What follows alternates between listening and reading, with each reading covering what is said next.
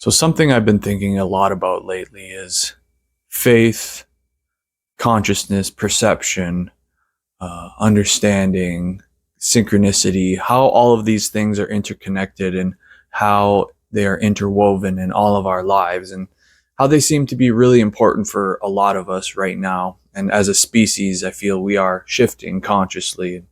We're always shifting consciously, but it seems like the last year or two have been very, very profound and powerful, not only because of AI and all of social media becoming easier and easier for people to come into, utilize. Everybody's becoming content creators, it feels like. And, we're in this moment of creativity and expansion that was going to happen regardless, but now that it's actually happening, I feel like people feel like they're almost in like a dream state or something. I talk to people a lot, and a lot of the time people tend to say things like, I feel like the world ended or something shifted consciously on a massive level. And I can kind of feel that, but something I've been thinking about is how we understand perception, how we perceive our reality, and understanding that our awareness actually affects the reality that we exist in. The world is full of paradoxes. Reality is full of paradoxes. As much as this world is everybody's conscious experience, it's only your conscious experience at the same time. So as much as it's singular, it's also expansive and globular. And the way we understand that, if we try to comprehend it, it can become very, very confusing and very difficult to really grasp and hold down. And that's where I find faith becomes really important, is to understand that our conceptual understanding of reality is somewhat flawed. The way we've been taught it is flawed. I really appreciate movies like Arrival and other movies that show alien species who understand that time is circular and it's not about getting from one point to the next point. We're in a time where I feel more people are understanding that, history repeats itself quite literally, but also just in ways you wouldn't always expect.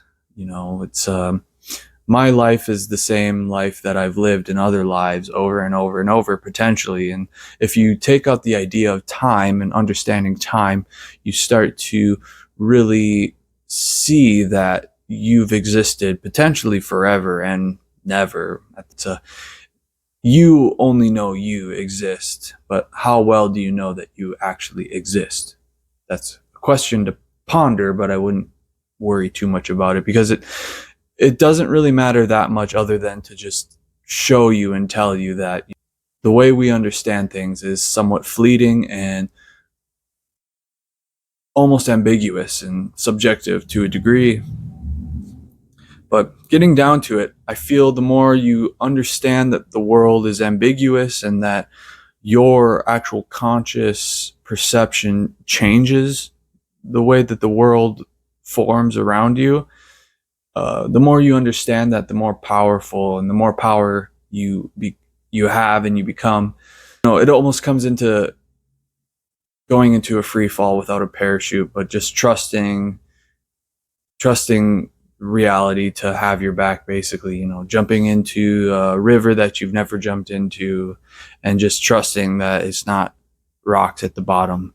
It's that just faith to jump in and really just experience life without worry or trying to understand it or pin it down, to take control, to understand your power and your projection in the world.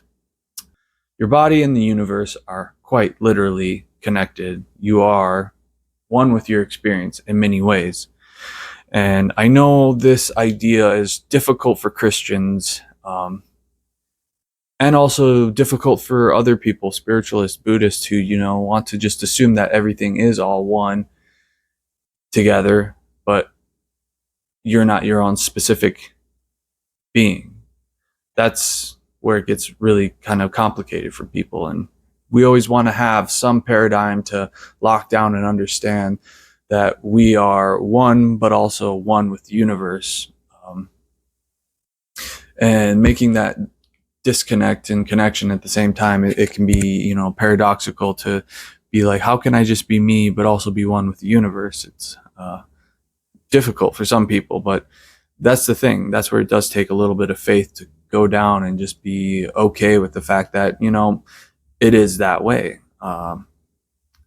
Everything is one, but you are also your own specific entity that is existing. A way I try to explain it that's not so confusing and can kind of make sense conceptually is I feel like we're all very much the same person in so many ways, spiritually and physically. And I don't believe our bodies, our physical bodies, are that disconnected from our spiritual bodies in many ways. Just like genetically, we know all people, when it comes down to it, we are so intricately close to one another and so similar to one another that the differences are so minute, but only we as people would actually notice them because we're the ones in the physical bodies experiencing it. And similarly, our souls, I do believe, are basically almost the same soul in many ways. When even biblically, when you read, it says that God breathed his life, or breathed his spirit, his breath, which actually it translates to ruach, which is the breath of God. He breathed into us as people. So in many ways, I think it's almost like a mirror. We're all mirrors of one another. That we are basically the same being, but living in different aspects of life where we reflect each other in different ways. We're not necessarily different beings as much as we are different reflections of one another. So that's why it's so important for humans to be connected and in community, is because we're able to shine light and reflect light onto each other. So, sometimes we're missing something, like I might be missing something, and then another person can reflect that their mere essence can reflect back onto me that which is, needed to be reflected. You're a singular object in a massive reality with many, many objects, but at the same time, all those other objects are connected and one with you. Something I find that people are getting more into and understanding a lot more deeply is their power, and understanding that the way we scientifically and objectively see reality is not 100% the way it was told to us. We have a lot more power through awareness and consciousness than we thought, and we are waking up to that fact and utilizing the power that we have to actually create an existence that is massive, energetically, physically, beautifully, just massive and small at the same time. It's always ever changing, but that power there's just so much more fluidity and so much more available space for us to occupy consciously and collectively occupy. There's not an economy necessarily when it comes to awareness and our consciousness. It's something that we all meld and work together with naturally. It works itself out because, as much as we want to assume that we have to navigate things with our brain, everything's already navigated out for us. And it's subconsciously and spiritually, we are all the same being working together to come into an existence and just meld together and just jive in a way that works. So instead of always, there is some conscious effort needed to be respectful of other people's space and work together in a way that is respectful. But beyond that, if we try too hard, we're just messing up something that's already beautifully entangled and working itself out the way it's supposed to. Not only just in our minds and our soul and our spirit that is, part connected to our body. Not only are those aspects of life very much ancient, they're very ancient things, but also our body is designed with DNA and thousands and thousands and millions and millions of years of work to get us to where we are. So I think just seeing how complex the genetic code really is, I think it knows what it's doing. And I do believe that much like genetic code is written down, I feel like spiritually there is an Akashic record. There's a record of how everything is laid out. I do believe in a creator who has everything laid out and written. The more you stop worrying about what you have to do, the more you're able to actually go out and do what's already written and what is already in your heart, written on your heart, and to go out and do what you're here to do. And it doesn't always have to be something extremely crazy and amazing either.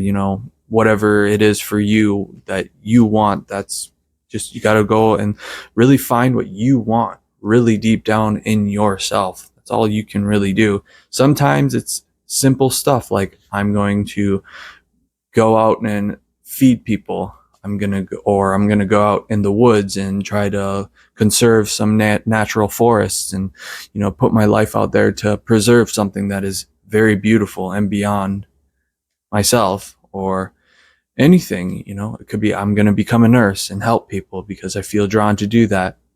I do find people in general are coming more into their healing aspects and understanding, we all have a way to help the collective physically, consciously, spiritually. We all have a way to do that. And I feel more people are coming into that because this awareness is becoming much more apparent to people.